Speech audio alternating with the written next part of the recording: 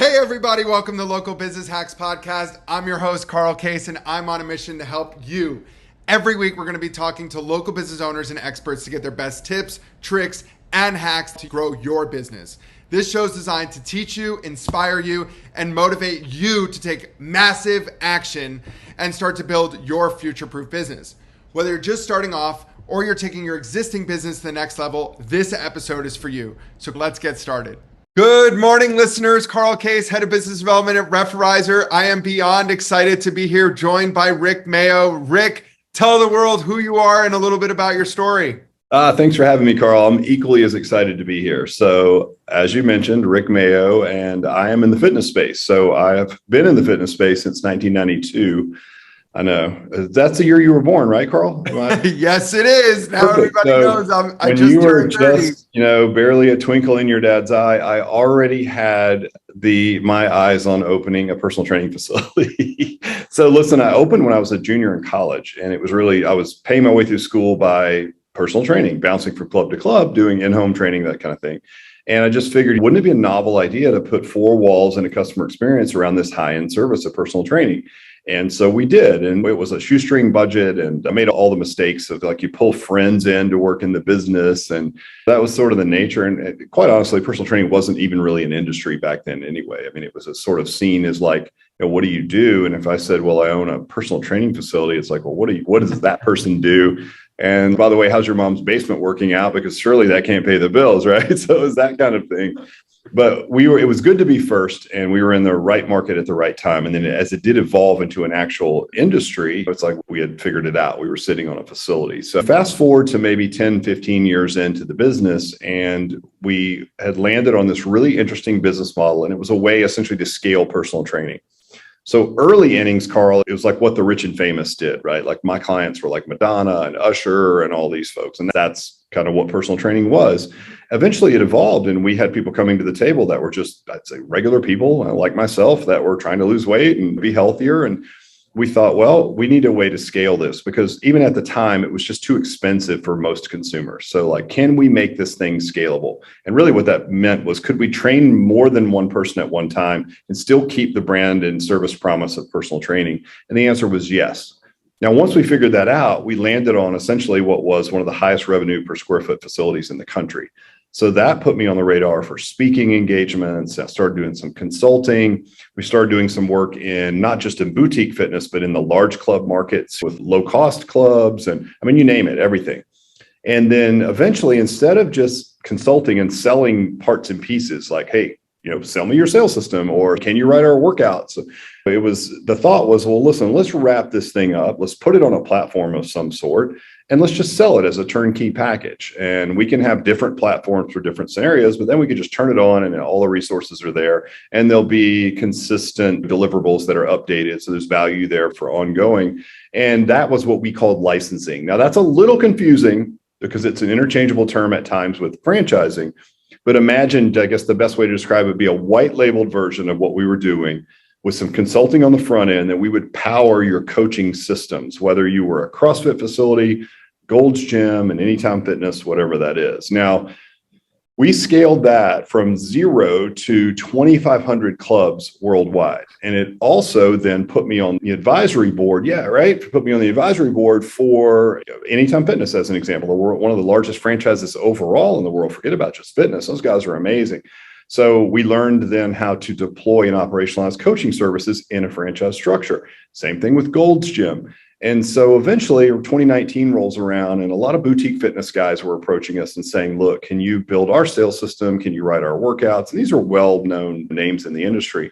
And we thought, those are people like us. And so if we're going to build things for franchise structures that are similar to ours, we should probably just pivot and do our own franchise. So that was the end of 2019. We moved to full franchising.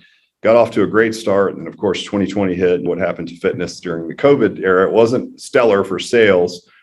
But when the COVID veil lifted, probably mid 2021, we were back on it, full efforts for sales. And we're up to close to 75 sold now.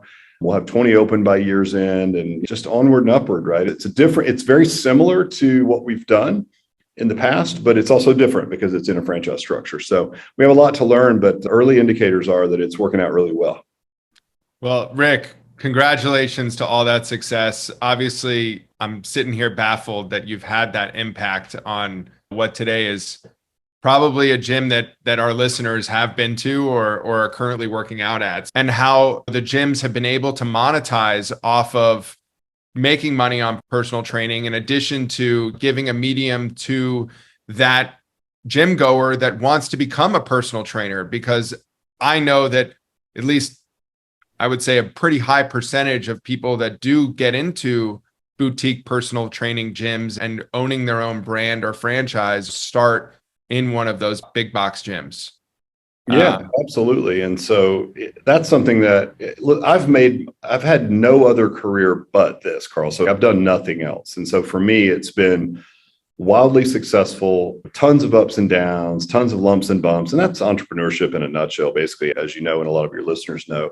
But I'm so thankful to have done it in a vehicle that I thoroughly enjoy. And I know it sounds corny, but I've never jumped out of the bed in the morning and thought, ugh, can't believe I have to do this today. It's always it's a blast. Like my hair's on fire every single day because I have so much passion for an industry that's given me so much. So to be able to pay it forward, meaning to help a facility, as an example, create enough personal training revenue to be able to employ coaches in a gainful, positive way over a long period of time, and to really help other folks realize that you can make a career in the fitness industry. You really can. And there's big bucks to be had, as you know, certainly at the enterprise level in the fitness industry. But I think it's one of the things that's most enjoyable is helping people, certainly in a franchise now, helping people realize their entrepreneurial dreams. If you're working for big corporate until you're in your mid 40s and you're like, I just don't want to do this anymore. And I like to work out. We're in an interesting segment of the market, which we can certainly talk about.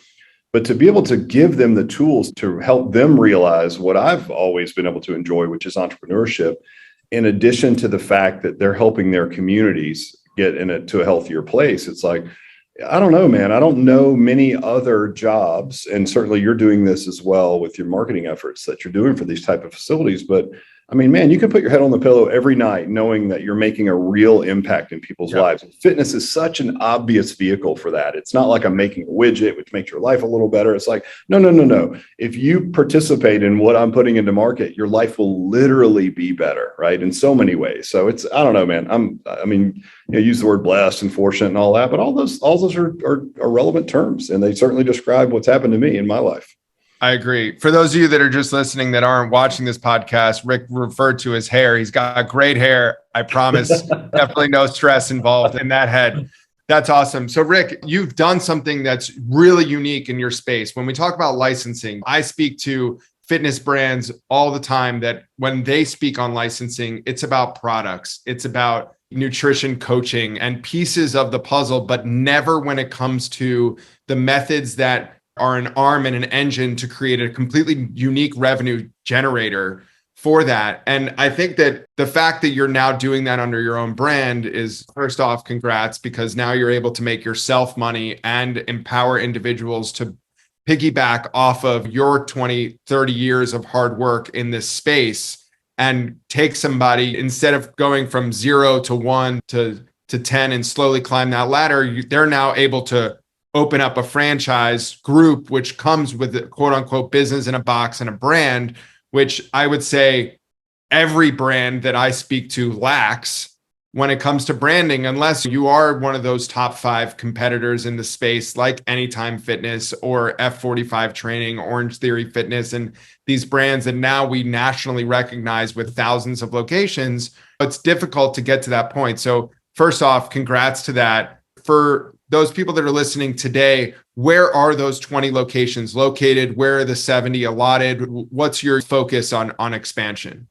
Yeah, it's interesting because there are certainly a lot of different techniques and strategies on expansion for a franchise, right? And of course, when you're new to the franchise space, everyone has advice. And it's like, look, go regional first, develop, say Atlanta, that's our hometown, and then just do the Southeast and just go here and just go there. And that's great. But the advantage that we have, Carl, is we have this huge reach. So we've got all of these like existing fitness customers, whether they were licensees that had their own fitness brands or what have you. And so that allowed us to get a better market penetration a bit earlier. So we're sort of everywhere. I say that meaning like we have clusters of clubs. Texas is great for us right now. Salt Lake City, We've got far-reaching, outlandish examples, or we've got them a location in Montana, which would not be a usual target for us necessarily. Obviously, Atlanta, North Carolina has been good. Florida's great. Pretty much everywhere. I mean, we've got a club that's near Cleveland, Ohio, and again, it was just a consulting client of mine who was in the fitness space who was like, "Hey, I want to open an Alloy," and he's in pre-sale right now. He's only been at it for a month, and he's half sold full in 1 month, and it's a 12-week, 3-month pre-sale. So yeah, that's the story. There's two businesses that we're in when we get into franchising, and this should be interesting. I guess people listening that say, "Hey, I might want to franchise my business," this might be interesting to know. We've been really good for many years at helping clubs be operationally efficient and successful.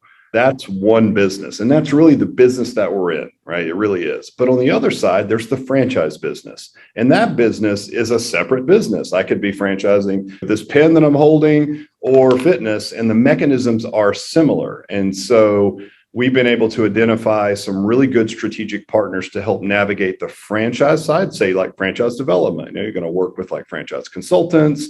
Are you going to do just organic marketing? There's an entire strategy and subset of like skill sets that need to happen over there. And then there's the business that we are good at, which is helping the clubs be successful. And I think that's a good mix, right? Because you can always get bandwidth on franchising since it's a similar structure regardless of what you're franchising. And then it's our objective to make sure that our clubs are opening successful. So we're all over the place, and there's some states that make it a bit more difficult to do business in those states. They're called registration states like New York, California, Illinois, and we're now in those states as well. So it's pretty much fair game everywhere. It's really, as you can imagine, Carl, just about picking the right franchise partners, right? Because at the end of the day, it's a 10-year franchise agreement. It's a fractionalized partnership, and we have to make sure that we pick really good fits for our brand and that they feel the same way about us and that we can work together in this partnership style for the next at least 10 years.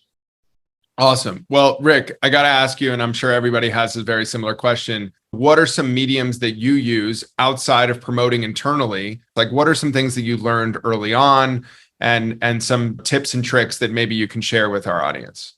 Yeah. So I think obviously the B2C marketing, so finding like members for a personal training club locally is a different strategy than finding candidates for franchise development, right? Yeah. And so there's a million ways to go about it, but the strategy that we've chosen is we are working with these consultant networks. And so what those are is essentially there are franchise consultants. They're often called brokers. They hate that term, so we'll use consultants because they're great folks and I don't want to offend them, but what they will do is they spend time and energy going out and finding candidates. I'm not sure what their strategies are, but they're producing leads probably through LinkedIn or whatnot for people that are just looking for either investment opportunities or maybe a career change or something along those lines. Now, when they come through those channels, they vet these individuals. So one of the things about franchising is you have to have a certain threshold of both net worth and liquidity, because we want to make sure that's one of the big downfalls of someone opening a small business is if they're underfunded, they might run out of money. And so we need to make sure that they have a certain financial threshold. So they need to qualify that way. We do background checks, all of these things. So when you're working with these consultant networks, they're handling a lot of that, doing personality and assessments to make sure they match them to the right style of business based on, do they want to be absentee? Do they want to be involved in the business? What's a day in the life of? How much can they invest? There's a lot of questions that are answered. They filter them down and then they'll put opportunities in front of them. So we pay to be in the inventory for these sort of consultant networks. And then you market within those so that consultants will give you the nod. And there's a lot of fitness franchises, a lot of food, other types of things that are typically lend themselves well to franchising. So you still have to market. So that's one way. The other way for us is we found is just branding, right? You mentioned F45. We just released an article like, what's the difference between an Alloy and an F45? If you have a candidate that wants to get into the fitness space and they want to get into franchising, they might want to know that because F45 has a high profile, right? I mean, we've got over 100 people worldwide that have an Alloy tattoo on their body. I'm not sure there's any more strong branding than that, but we're still in a lot of ways have been powering brands behind the scenes as a white label. So we don't have 2,500, doors out there, if you will. So we're still in a lot of people's eyes, an emerging franchise brand. So brand building is a big deal for us. And as we continue to open clubs successfully, like as an example, like our last 4 clubs that have opened, they've opened completely full. And that's tough to do. Yes. So to tell someone, listen, our pre-sale is so tight, our processes and our lead gen, and you probably use this term time to value. Like when we turn our marketing on, is it just raining leads straight out of the gate, or do you have to go create a bunch of content? No, all that's done in the sandbox. We turn it on, it's raining leads, right? So time to value is great. If we can continue to tell that story over and over, then it really is branding, right? Because then you're saying, hey, this is what we've done. This is what we continue to do. What do we believe in?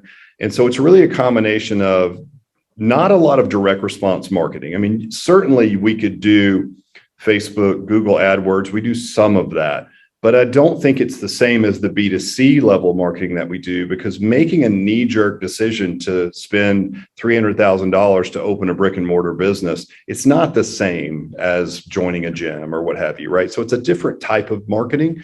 So I like the longer play, the branding, and then those consultant networks are gold because they're only putting people in front of you that are very interested in getting into franchising. So those are our two main sources: is organic, so just mainly from our branding and telling the stories of the successful openings and whatnot.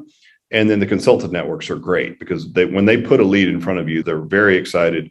They know the process. They've been coached by the consultant, and they are very interested in buying a franchise. So that they make great leads. And believe me, you pay handsomely for that, but you should, because they're great leads. Sure. Yeah, that's awesome. Rick, I appreciate it. I have a question personally. If somebody came to you, they're beyond funded and they're coming out of X industry, they're looking to be an owner operator, at what point do you turn down the business? I think if it's just not the right fit. So I'll give you an example. So for us, most of our buyers of our franchise are what we would call investors, which means they're not going to go into the facility and service revenue. They're not. But they understand the value of fitness. Maybe they're a personal consumer of fitness, right?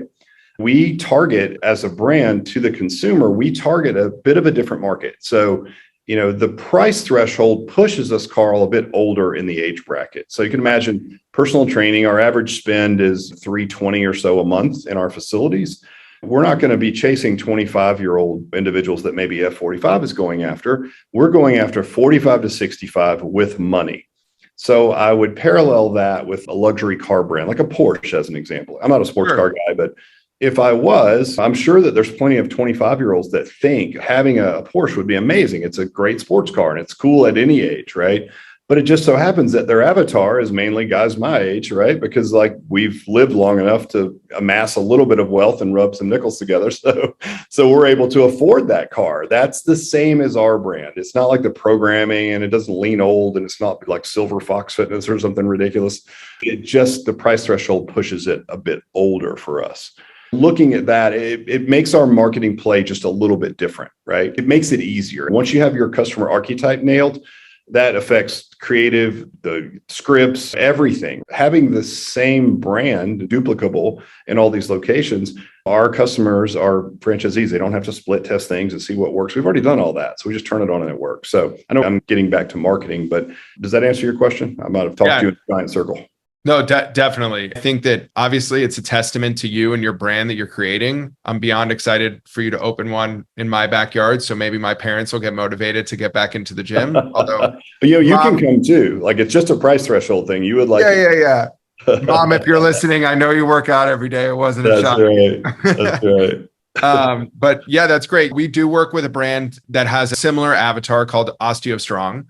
Yep, I've heard of those guys. Yeah, they're a Referrizer client, but they focus more on not necessarily on the personal training aspect, but more on personal training plus their technology that focuses on osteoporosis and maybe a little higher age demographic. Yeah, I was about to say that's probably a bracket older than us as far as age demographic, but it's still underserved. I mean, listen, the 45 to 65-year-old age bracket, that's 70% of the nation's disposable income. If you look what happened during COVID as an example, like if you owned real estate or stocks, the gap was even bigger. And say what you want, I'm not here to say if that's right or wrong. Oh, you're right. What I am saying is if there's an audience that you're targeting, right, I would certainly rather be targeting the audience that benefited from some of the events, even during COVID, than the one that did not. And that's sort of where we sit. One of the questions is like, hey, how are you guys going to deal with this sort of drawback in the economy, or whether you would call it a recession, whatever you want to call it, right? Well, we've been in business long enough to have gone through 9/11, to gone through the downturn of 08, 09 in the stock market. And there's always been a pent-up demand for strong businesses. I mean, people still need accountability. They know they need to exercise. So we don't see that going anywhere. And our client avatar is somewhat insulated from these ups and downturns in the market. It's not like, again, if you're living in a very expensive home and driving a $200,000 car, you're probably not sweating $300 a month. And that's your dinner bill on a Tuesday night at a steakhouse, right? So it's like, and I'm not saying that flippantly, like the money doesn't matter and these folks are responsible with it. But I think for something that will improve your life and your health, it's not a tough sell. And our customer avatar doesn't seem to be as affected by these, again, downturns in the economy, if you will. For sure. I agree with you 1,000%. And it's definitely a need that you're creating a space for that doesn't necessarily exist today, which I love. And it's very exciting. Rick, before we wrap up, tell me one of the funniest or best stories that you learned a lesson that you never forget something. All right, I got one for you. I don't know if I've ever told this on a public forum like this, but here we go. Premiere exclusive. I might have, but you're gonna appreciate this. This is basically entrepreneurship wrapped up in one story, right? So we were working with one of the largest fitness companies in the world at one point. And I won't name names just to keep it that way. They were trying to acquire us at one point. So imagine we have like a couple of runs at us when we were just licensing to buy us. And so we've arrived at this number. And this is one of those like go sit on the beach forever, Carl numbers. I'm like, wow, this is it. This is my stamp. This is the stamp on my life's work, right? This was before we even went to franchising, by the way. And so we were hung up on what's called an earnout. And for those of you guys that are listening that don't know, that's basically how long do you have to continue to work within this company to realize all of your revenues. And it typically works like you'll get maybe 3/4 of the money, and then you stay for a year to get the last 25%, whatever that is, right? All that stuff's negotiable, but essentially it means you need to stick around. This had a longer than normal earnout. And I've never worked for anyone before. Pretty sure I'm unemployable. And so that was the sticking point. We were down to the last point, And so the idea was, we'll come up, let's meet at our corporate office and let's hammer this out. So I'm like, okay. So I fly up there. Now, let me paint the picture. This is an amazing company. They've just built a couple of years ago a brand new building when I'm there. It's modeled after the Google building. It's got a tattoo parlor in the lobby. It's got a bar. It's got a coffee bar. I mean, this place is amazing, super progressive. I can log on my laptop to this little like robot thing with wheels and go to virtual meetings, roll down the hallway and be like, hey, Carl, how you doing? I mean, my face is on the screen. Imagine this super high tech, super cool place, right? So it's impressive. And it's the most successful fitness company in the world. So I go to the corporate office. In the top is the co-founders are up there. So you take the secret elevator up and they've got a little gatekeeper up there. Her name's Lisa, great lady. So we're in the conference room and we're back and forth on this earnout, right? And I'm saying, no, I don't want the earnout. And they're trying to sell me on it. It's all good. It's a great conversation. Well, we're running a bit over. So there's a knock at the door and somebody else is there. And it's like, hey, can so-and-so come in? They're here early. And they're like, yeah, bring them in. So this person comes in and I'm thinking, man, I know this person, right? Like I probably met them here, but they just look familiar. And so they're talking and then they introduce me and I'm like, have we met here before? You look really familiar. And, the guys that I've already been meeting with are like, oh, you don't know him? I'm like, well, I do, but it ended up being Robert from Shark Tank. I don't know Robert's last name. He's got the great hair, that guy, right? So I'm like, hold on, I'm trying to do a deal and like Shark Tank guy is here now, right? So anyway, we kick around a lot of ideas and, this and that. And it's like, hey, do you, and what are you working on? Like, I'm working on this, but it's got this long earnout. He's like, I don't do that. I'm like, yeah, that's what I thought, yeah, me neither. And they're like, oh, you're killing me. So we have our ha-has, right?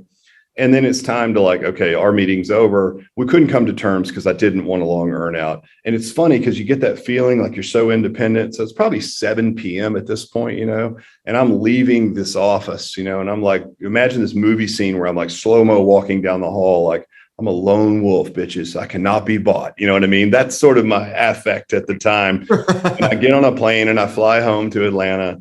And I'm feeling my oats, and I tell my wife, I didn't sell, babe. It's just not for me, and it's like, I'm just feeling so full of myself. Well, in our original gym that I opened in 1992, which is still open, right? I get a call from them at 7 a.m. So it's less than 12 hours, essentially, from me saying I can't be bought of a lone wolf. And I'm like, I'm like the greatest thing ever, right? So it turns out that, again, I'm not involved in this gym at all, but I do still own it. And it turns out that there's an intern there because we provide accredited internships from local colleges. He's in his 20s. He is sending pics of his genitals to like a high school girl that works out in the gym, and her mom works out there and all this. So it's like, I go from like, I'm about to be purchased. I'm like negotiating with Robert from Shark Tank. I'm on the top of the heap. Literally 12 hours later, I'm dealing with dick pics from my original gym from 1992. And I almost picked up the phone, Carl, and called him and said, like, I'll take the deal. I'm not dealing with this shit anymore. It was like, sometimes you get a little humble pie, and sometimes you get the whole pie like smacked in your face. It was like, just when you think you're a hot shot, you're dealing with the guy taking pictures of his junk and sending it to some high school, which is terrible. And it was like, oh my God, what? Like, what is happening? And I've been listen, that's not the business. I don't want to lead anybody astray. It's not that crazy, but shit happens. And, when you're in an entrepreneurial business, weird things happen. And so to go, like, basically to sum up entrepreneurship, I'm on top of the world. I'm the smartest guy ever. Oh no, wait a minute. I'm still so in the weeds with these businesses way more than I would like to admit, that I have to deal with this now. And I was just like, I was flying high on the hog. I was, I'm this guy. And anyway, it's a silly story, but I think it basically sums up entrepreneurship. Is like, in 12 hours time, you go from hobnobbing with the biggest in the industry and being courted to like, okay, you don't want to do the deal? Great. Okay, so here's karma coming to slap you in the face. Now you've got a guy sending pics of his wiener to a high school girl in your gym, and you're just like, you know what? And I just had to laugh, and I actually needed it because I had gotten a little bit like too full of myself, even in a short period of time. Probably good for me. It was still the right decision in hindsight, but I'll never forget it as like the highest highs and the lowest lows all in 12 hours. And basically that's entrepreneurship. Sometimes that can take an hour.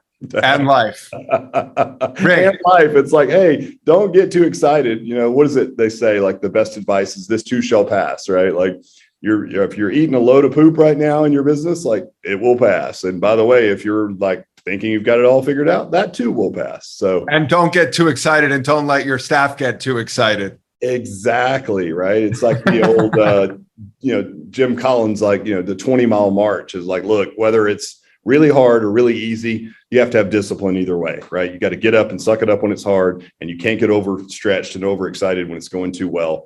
Again, this too shall pass. So anyway, stupid story, but that basically my life and entrepreneurship all in one story. Thank you for the best story ever on Local Business Hacks Podcast. You're welcome. I bet you've never had a story about a dick pic ever on any podcast. So not on the podcast. I've had some unfortunate clients that have experienced things that we've helped deal with on the side. That's awesome. I mean, Rick, obviously, congratulations on all of your success that you've had. I'm sure I'd love to have another time with you where we can talk about more stories, because I can imagine you have a book of them. And we're going to call it a wraps for this week's podcast. Thank you everybody for listening. And Rick, thank you for everything and sharing your story on this platform. Carl, thanks for having me. It was a real pleasure. I appreciate it. Thank you so much. That's it for this week's episode. I hope you found it helpful. Be sure to head over to our site, local-business-hacks.com, to check out the show notes and send me questions or ideas for future episodes. If you want to grow your business just like the people you've heard from here, follow Local Business Hacks Podcast and tune in for new tips, tricks, and tactics. Until next time, thanks for listening and keep hacking.